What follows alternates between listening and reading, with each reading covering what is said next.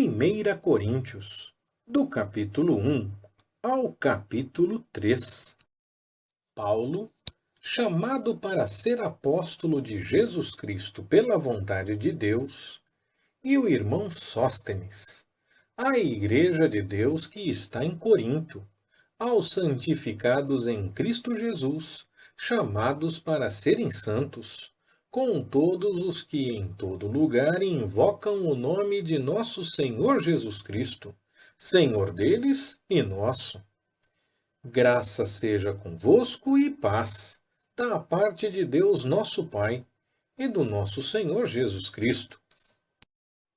Sempre dou graças a Deus por vós, pela graça de Deus que vos foi dada em Cristo Jesus, porque em tudo fostes enriquecidos nele, em toda a palavra e em todo o conhecimento, assim como o testemunho de Cristo foi confirmado entre vós, de maneira que nenhum dom vos falta, enquanto aguardais a manifestação de nosso Senhor Jesus Cristo, o qual também vos confirmará até o fim, para serdes irrepreensíveis no dia de nosso Senhor Jesus Cristo.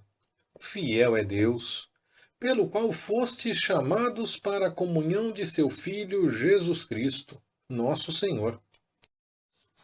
Rogo-vos, irmãos, em nome de nosso Senhor Jesus Cristo, que sejais concordes no falar e que não haja dissensões entre vós. Antes, sejais unidos no mesmo pensamento e no mesmo parecer. Pois a respeito de vós, irmãos meus, fui informado pelos da família de Cloé que há contendas entre vós. Refiro-me ao fato de cada um de vós dizer: eu sou de Paulo, ou eu de Apolo, ou eu sou de Cefas, ou eu de Cristo. Será que Cristo está dividido? Foi Paulo crucificado por amor de vós? Ou fostes vós batizados em nome de Paulo? Dou graças a Deus que a nenhum de vós batizei, senão a Crispo e a Gaio, para que ninguém diga que fostes batizados em meu nome. É verdade, batizei também a família de Estéfanas. Além destes, não sei se batizei algum outro. Porque Cristo não me enviou para batizar, mas para pregar o Evangelho.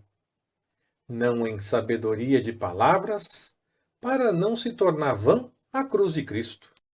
Porque a palavra da cruz é deveras loucura para os que perecem. Mas para nós, que somos salvos, é o poder de Deus. Porque está escrito: destruirei a sabedoria dos sábios e aniquilarei a sabedoria dos entendidos. Onde está o sábio? Onde o escriba? Onde o questionador deste século? Porventura não tornou Deus louca a sabedoria deste mundo? Visto como na sabedoria de Deus, o mundo, pela sua sabedoria, não conheceu a Deus, aprouve a Deus salvar pela loucura da pregação os que creem. Pois enquanto os judeus pedem sinal e os gregos buscam sabedoria, nós pregamos a Cristo crucificado, que é escândalo para os judeus e loucura para os gregos. Mas para os que são chamados, tanto judeus como gregos, pregamos a Cristo, poder de Deus e sabedoria de Deus.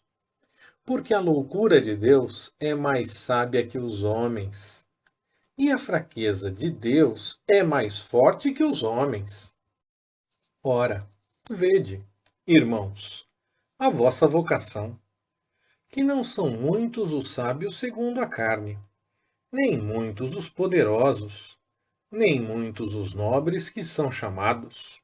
Pelo contrário, Deus escolheu as coisas loucas do mundo para confundir os sábios. E Deus escolheu as coisas fracas do mundo para confundir as fortes. E Deus escolheu as coisas ignóbeis do mundo e as desprezadas, as que não são, para reduzir a nada as que são, para que nenhum mortal se glorie na presença de Deus. Mas vós sois dele, em Cristo Jesus, o qual para nós foi feito por Deus sabedoria, justiça, santificação e redenção. Para que, como está escrito, aquele que se gloria, glorie-se no Senhor. E eu, irmãos, quando fui ter convosco, anunciando-vos o testemunho de Deus, não fui com sublimidade de palavras ou de sabedoria, porque nada me propus saber entre vós, senão a Jesus Cristo e este crucificado. E eu estive convosco em fraqueza, e em temor, e em grande tremor. A minha linguagem e a minha pregação não consistiram em palavras persuasivas de sabedoria, mas em demonstração do Espírito de poder, para que a vossa fé não se apoiasse na sabedoria dos homens, mas no poder de Deus. Na verdade, entre os perfeitos falamos sabedoria, não porém a sabedoria deste mundo, nem dos príncipes deste mundo, que estão sendo reduzidos a nada. Mas falamos a sabedoria de Deus em mistério, que esteve oculta, a qual Deus pré-ordenou antes dos séculos para a nossa glória, a qual nenhum dos príncipes deste mundo compreendeu, porque se a tivessem compreendido, não teriam crucificado o Senhor da glória. Mas, como está escrito, as coisas que os olhos não viram, nem ouvidos ouviram, nem penetraram o coração do homem, são as que Deus preparou para os que o amam. Porque Deus nolas revelou pelo seu Espírito. Pois o Espírito esquadrinha todas as coisas, mesmo as profundezas de Deus. Pois, qual dos homens entende as coisas do homem, senão o Espírito do homem que nele está? Assim também as coisas de Deus. Ninguém as compreendeu, senão o Espírito de Deus. Ora, nós não temos recebido o Espírito do mundo, mas sim o Espírito que provém de Deus, a fim de compreendermos as coisas que nos foram dadas gratuitamente por Deus, as quais também falamos, não com palavras ensinadas pela sabedoria humana, mas com palavras ensinadas pelo Espírito Santo, comparando coisas espirituais com espirituais. Ora, o homem natural não aceita as coisas do Espírito de Deus, porque para ele são loucura, e não pode entendê-las, porque elas se discernem espiritualmente. Mas o que é espiritual discerne bem tudo, enquanto ele por ninguém é discernido. Pois, quem jamais conheceu a mente do Senhor para que possa instruí-lo? Mas nós temos a mente de Cristo.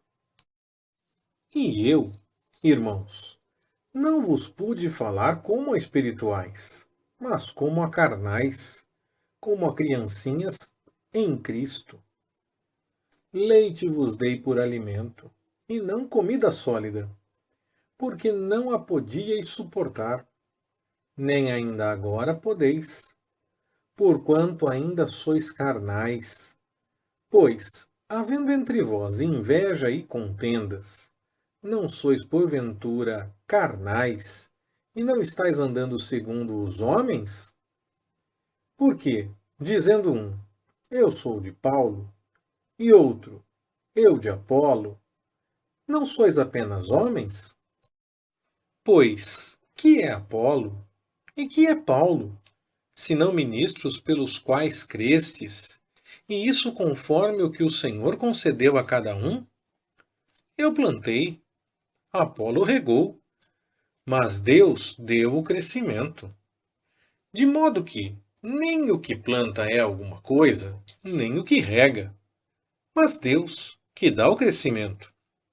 Ora, uma só coisa é o que planta e o que rega, e cada um receberá o seu galardão segundo o seu trabalho. Porque nós somos cooperadores de Deus. Vós sois lavoura de Deus e edifício de Deus.